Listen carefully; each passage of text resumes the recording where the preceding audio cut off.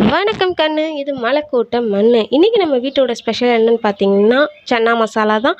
இது எப்பயுமே ஆந்திரா ஸ்பெஷலு. இப்போ நம்ம வீட்டிலேயே செய்ய போகிறோம். இதுக்கு 2 கப்பு கொண்டக்கடலை, அதாவது கருப்பு கொண்டக்கடலை, தேவையான அளவு தண்ணி, சால்ட்டு சேர்த்து நான் 3 விசில் விட்டுக்கிறேன். ஏன்னா நான் ஊற வைக்காததுனால 3 விசில்.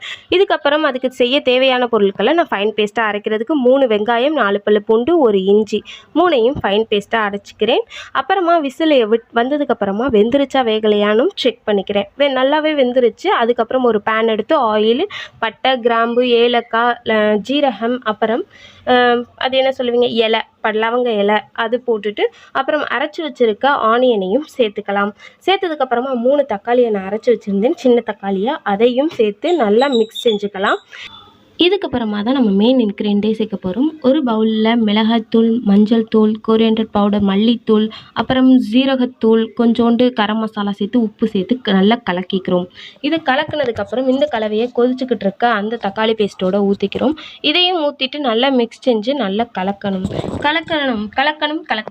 இது கொதிக்கிற கேப்லேயே ஜூபிஸ் சேனலை இன்னும் சப்ஸ்கிரைப் பண்ணலன்னா கண்டிப்பாக சப்ஸ்கிரைப் பண்ணிக்கோங்க. கொண்டக்கடலை வெந்த அதே தண்ணியே சேர்த்து இதில் ஊற்றிக்கிறோம். இதில் கொஞ்சோண்டு சோம்புத்தூள் சேர்த்துட்டு கொஞ்சோண்டு கஸ்தூரி மெத்தி சேர்த்துட்டு இதை நம்ம க்ளோஸ் பண்ணி வச்சுக்கலாம். இது கொதிச்சதுக்கப்புறமா நம்ம இதுக்கு இடையிலேயே நம்ம 2 பச்சை மிளகாவும் கொஞ்சோண்டு கொரியாண்டர், அதாவது மல்லியும் கட் பண்ணி வச்சுருக்கிறோம். இதையும் மேலே போட்டுட்டு நல்லா கலந்து கலவையா இது மேலே கொஞ்சோண்டு தாளிப்பு ஊற்ற போகிறோம். ஒரு நெய், கொஞ்சோண்டு சோம்பு, கொஞ்சோண்டு பெருங்காயத்தூள், கொஞ்சோண்டு மிளகாய்த்தூள், இது நல்லா ஒரு சின்ன பவுலில் கொதிக்க விட்டுட்டு இது மேலேயே நம்ம ஊற்ற போகிறோம். ஊற்றையில் அவ்வளோ அழகாக இருக்கும், பார்க்குறதுக்கே அவ்வளோ டேஸ்டியாக இருக்கும். நீங்களும் குட்டீஸ்களுக்கு செஞ்சு கொடுத்துட்டு எப்படி இருக்குன்னு மறக்காமல் கமெண்ட் பாக்ஸில் கமெண்ட் பண்ணிடுங்க.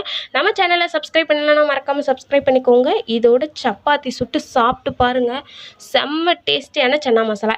உங்களிடமிருந்து விடைபெறுகிறது ஓசி ரெசிபி ஜூபி ஸ்பைசிஸ்.